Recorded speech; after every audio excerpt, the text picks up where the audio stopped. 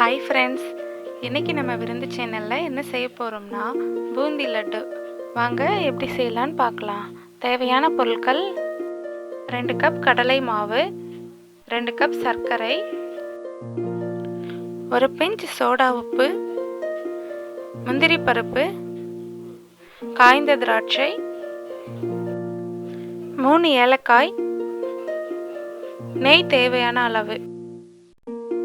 கடலை மாவில் ஒரு பிஞ்சு சோடா உப்பு போட்டு தண்ணி கொஞ்சம் கொஞ்சமாக சேர்த்து நம்ம கலந்துக்கலாம். கட்டிகள்லாம் எதுவும் இல்லாமல் நல்லா கலந்துக்கலாம். ரொம்ப தண்ணி சேர்த்துட்டா பூந்திலாம் தட்டை தட்டியாகிடும். அதே சமயம் நம்ம கெட்டியாக கரைச்சாலும் பூந்தி விழாது. தோசை மாவு மாதிரி கரைச்சிக்கலாம். அப்போ தான் பூந்தி முத்து முத்தாக வரும். மாவு ரெடி ஆயிடுச்சு. பூந்தி பொரிக்கிறதுக்கு ஒரு கடாயில் எண்ணெய் ஊற்றி சூடு பண்ணிக்கலாம். ஆயில் சூடாக இருக்கான்னு பார்க்குறதுக்கு ஒரு ட்ராப் விட்டு பார்க்கலாம். போட்ட உடனே மேலே எழும்பி வந்துச்சுன்னா ஆயில் ரொம்ப ஹீட்டாக இருக்குன்னு அர்த்தம். ரொம்ப ஹீட்டாக இருந்தால் தான் பூந்தி உடனே நல்லா முத்து முத்தாக மேலே வரும். பூந்தி பொரிக்கிறதுக்கு இந்த மாதிரி ஓட்டை ஓட்டையாக இருக்கிற கரண்டி எடுத்து வச்சுக்கலாம். நம்மக்கிட்ட பூந்தி கரண்டி இருந்தால் அதில் கூட போட்டுக்கலாம்.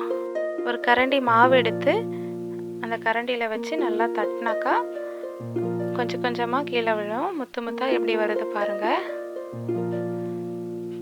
அப்படியே தேய்ச்சி எடுத்துக்கலாம்.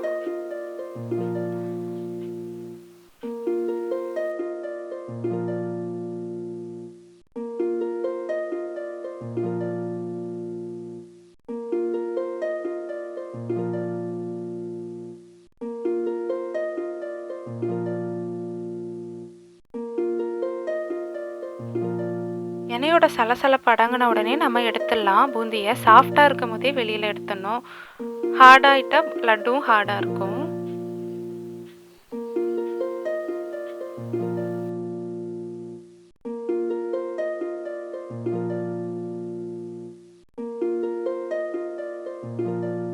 அடுத்த முறை பூந்தி போடும்போது நம்ம கரண்டியை கழுவிட்டு தொடச்சிட்டு மறுபடி போடணும்.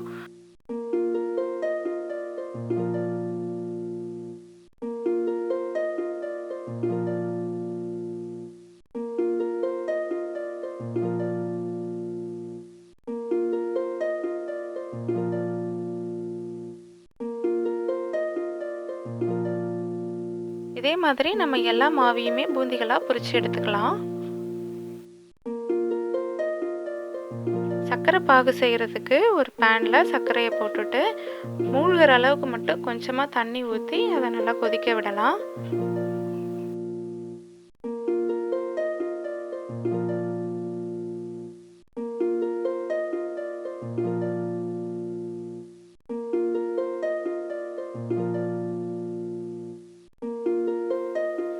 சர்க்கரை பாகு ஒரு கம்பி பதம் வர அளவுக்கு நம்ம கொதிக்க வச்சு எடுத்துக்கலாம். பாகு ரெடி ஆயிடுச்சு. இப்போ நம்ம பொரிச்சு வச்ச பூந்திகள்லாம் இதில் சேர்த்து கலரிக்கலாம்.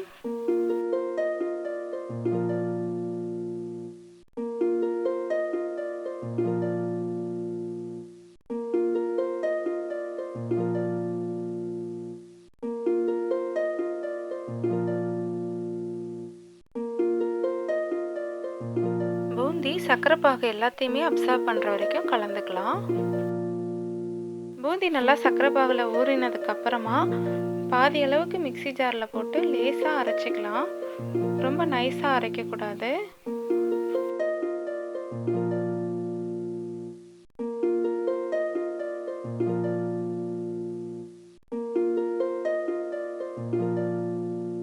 இந்த மாதிரி கொரகொரப்பாக ஒரு சுத்து மட்டும் சுற்றி எடுத்து கலந்துக்கலாம்.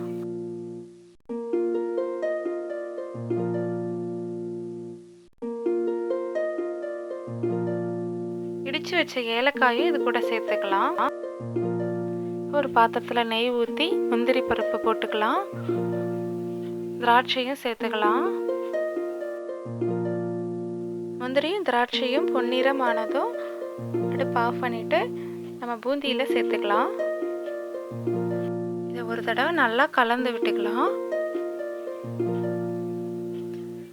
இப்போ கையில் கொஞ்சமாக நெய் தடவிட்டு நம்ம கையால் பிசைய ஆரம்பிச்சிடலாம். இப்போ நமக்கு தேவையான சைஸில் நம்ம லட்டு பிடிச்சிக்கலாம். நல்லா உள்ளங்கையில் வச்சு அழுத்தம் கொடுத்து நம்ம உருட்டிக்கணும். அப்போ தான் லட்டு உடையாமல் வரும்.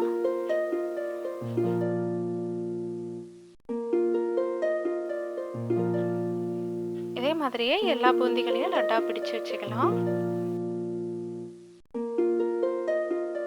சாஃப்டான பூந்தி லட்டு இப்போ ரெடி ஆயிடுச்சு.